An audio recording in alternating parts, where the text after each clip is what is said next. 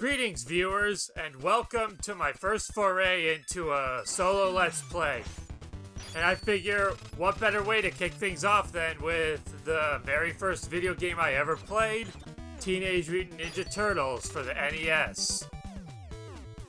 Now, and for those of you who might not know who the Ninja Turtles are, they're four brothers who were originally ordinary turtles, but then after coming into contact with some radioactive mutagen, they were morphed into humanoid teenagers, along with their master Splinter, who was originally a human and transformed into a rat. And as they're showing right there, the villain Shredder and his nefarious Foot Clan have captured news reporter April O'Neil, and for the first scenario in this game, we have to go rescue her. And immediately at the start, we're given a choice whether to go down into the sewer or circle around the building. Going around the building is a little bit quicker, but it's also dangerous. We're gonna go into the sewer because it's a little bit more interesting. And I don't want to risk getting killed in one hit by a bulldozer. Game starts off pretty simple, lots of weak enemies that die in one hit. Get you a little bit used to how the game runs.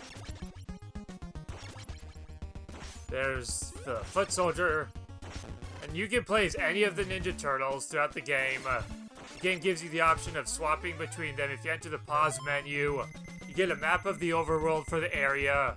Splinter will give you a hint. You can pause and unpause to check different hints, and you can also swap between the different turtles, each one with their own health meter and their own abilities. Raphael has weak attack range, but he hits hard. Michelangelo is kind of a worse version of Leonardo. Leonardo has longer range. He swings a little bit slower, but Michelangelo has longer ducking distance for his attacks. And he also has a wider arc above him with his upward swing, whereas Leonardo stabs straight upward. And then Donatello deals the most damage and has the longest range, but his attack is straight, very straight, making it precise. And it's also slow. Let's grab that pizza for some extra health. And we're on the other side of the building. We could have also gone around, which is quicker, but that risks being crushed by an enemy bulldozer, which kills you in one hit. Now I have to cross the water through this sewer. Switch to Leo now that I'm done kind of quickly showing everybody up. Want that. Every now and then enemies will drop special weapons, like those shurikens I just grabbed for Leonardo. The shurikens are a basic projectile weapon. You can press select to enable or disable your special weapon, and if you grab more of the same weapon, you'll get more ammo. Or if you grab a different weapon, you'll replace what you had. First actual boss fight against Bebop, Mutant Warhog. He's not too difficult. The very first time I played this game, I'm pretty sure that's the furthest I ever got, because I used to have a hard time with him. Here's an optional building.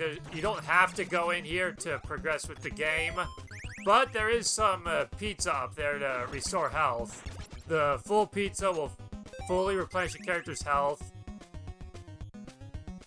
So I want to go grab that real quick. I honestly doubt I'll really be needing it, but might as well show off this area. I feel like this is probably a place a lot of experienced players at the game likely skip. So might as well show it off real quick. Let's take out this chainsaw man, who, as a kid, I assumed was supposed to be Casey Jones.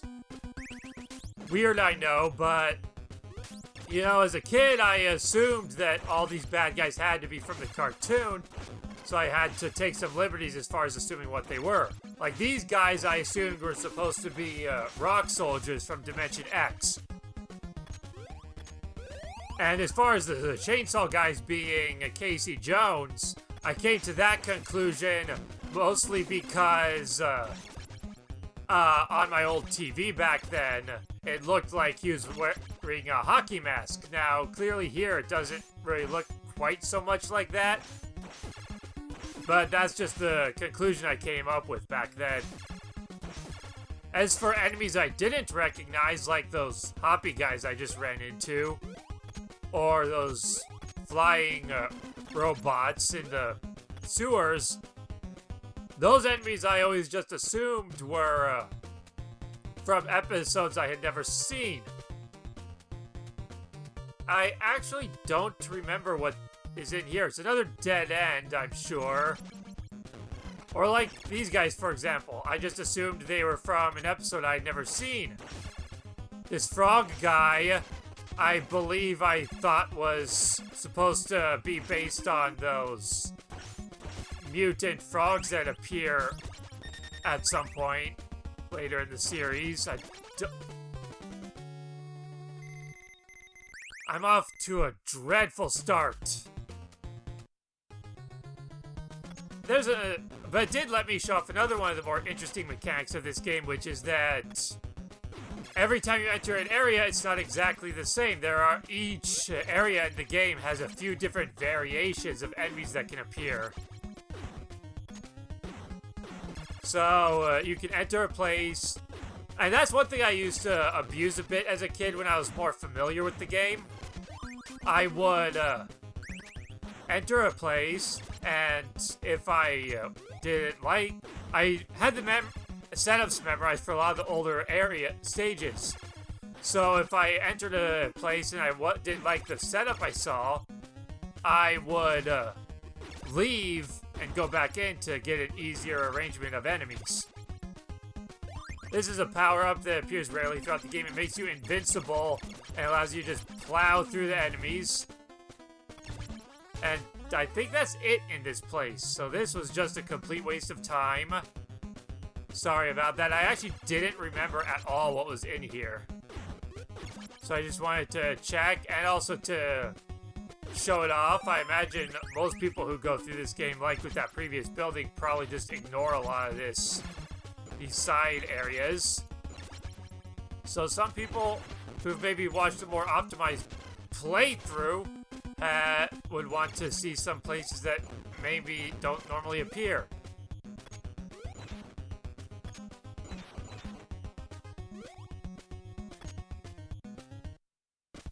Okay. Oh boy, I can't believe I lost Leonardo already. If you lose all 4 characters, you get a game over and you have 2 or 3 continues. I'm gonna just take a moment to stock up on health. And we're back! Let's enter this sewer. Oh, never mind. Forgot Donatello's also hurt. Okay, now we're back. Take that guy out from a distance. I got as you can see, I got the triple shurikens with Donatello. Same as the normal shurikens, but it's a spread shot. Let's grab that with Mikey. There's also a boomerang weapon, which has less range than the shurikens, but it comes back to you, so it can hit enemies both ways, and if you catch the boomerang, it replenishes the spent ammo.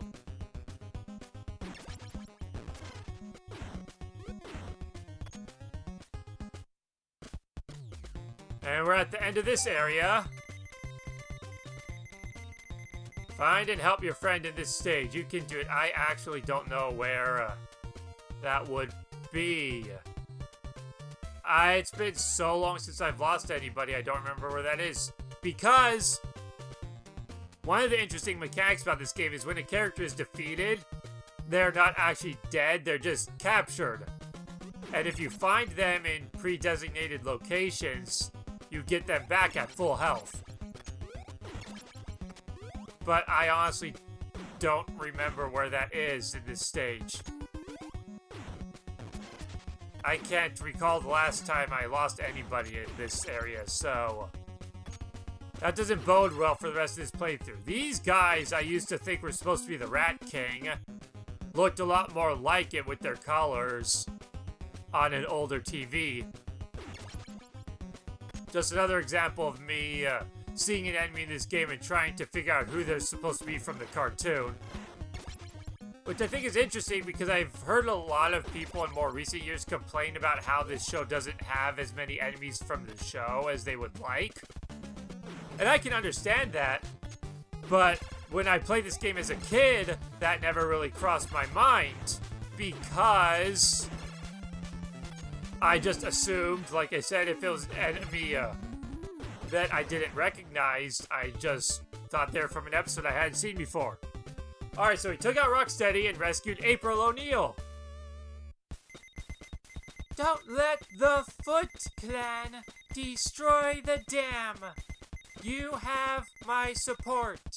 Alright, so now we're at a dam. It's been rigged with explosives by the Foot Clan, and we're here to stop it. Now April has replaced Splinter as our assistant. Let's enter the dam. Get some new music. Have to deal with these guys that just fly at you when you get close. Can't go that way. I'm also getting points, which, as far as I know, don't do anything in this game. So, I don't think this game has, like, one-ups or anything for points. You can't hurt those guys while they're fully ducked, which I think is why I thought that they were rock soldiers. Not only because of their color, but also they're ducking and protecting themselves like they're curling up as a rock to heighten their defenses so you can't hurt them.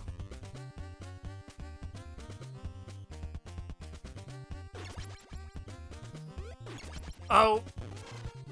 Didn't get quite close enough for that, but I have half a pizza for a big ol' health boost.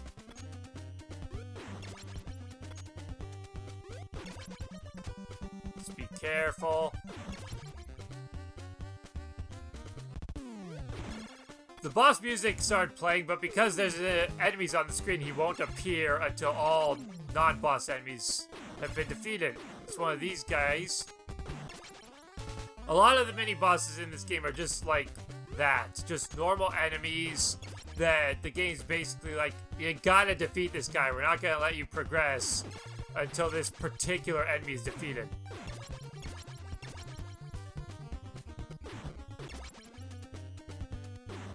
Other than that, though, this area doesn't really have an actual boss like Bebop and Rocksteady.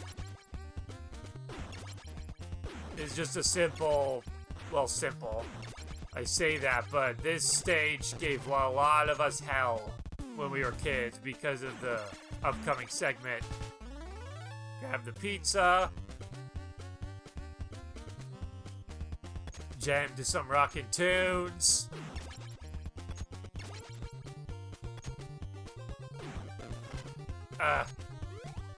I hate... Now this is a pain in the ass. Jump!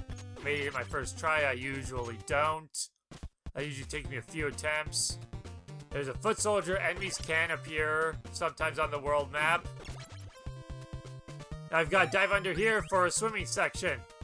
This part is timed, and we have to take out these bombs. If we run out of time, it's just game over. And as a kid, this is where I just got stuck for the longest time. And it's my understanding that a lot of other kids back in the day had the same problem. But really, it's not that difficult of a stage. The controls are awkward, and I think I want to go this way first. It just has awkward controls. It's difficult to maneuver yourself, and there are certain parts with very dangerous obstacles that are difficult to avoid. Like that seaweed down there will instantly kill you if you touch it. Getting through these can sometimes be rough. There's a water current right there that helps you move a little bit faster, but those currents can also be against you if you're going the wrong way. You got these things to worry about. You can't swim very quickly, which is another problem with this. Touch this seaweed and you get damaged, along with having to listen to a dreadful noise. Gotta go over here for another bomb. And this is a case where the current's working against me. Oh boy. This is the hardest part to just not get slaughtered. Switching. If you die with anybody in this area, it sends you back to the beginning and you have to grab all the bombs again. So it's good to have a few turtles expendable, so with lots of health, so you can just take the hits and then switch if you need to. Then in the next area, you can worry about replenishing your health if need be. Also, if you pause during this part, April she won't tell you where the bombs are, but she'll tell you how many are remaining. You can't actually, like, really actively swim down, but there is the image that shows if you're holding the down button. Alright, good, I'm not missing any, because I know where the last one is. She just said that there's only one remaining. I just have to make sure not to worry so much about not taking damage from the seaweed up top that I touch the stuff at the bottom. Alright, I got this. I'm gonna switch to Donnie just for good measure so I have the health.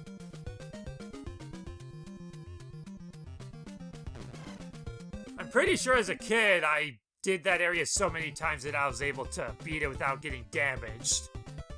But that was years ago, when I was in much better practice. Good job! The dam is safe! Let's go home!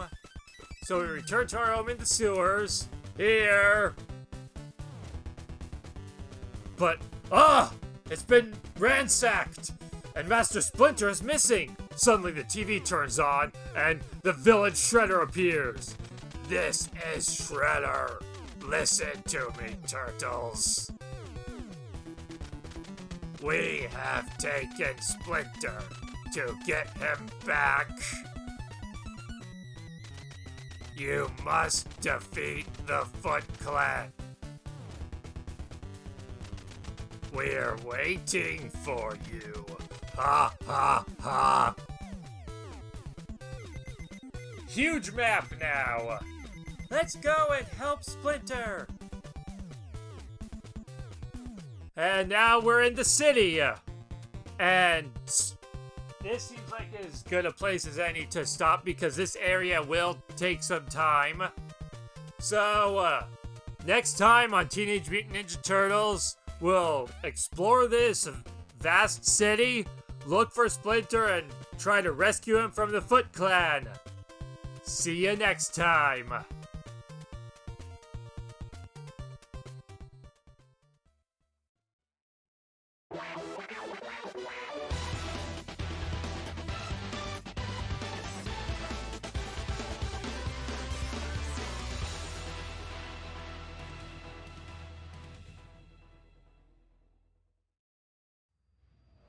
We have a new icon on the screen.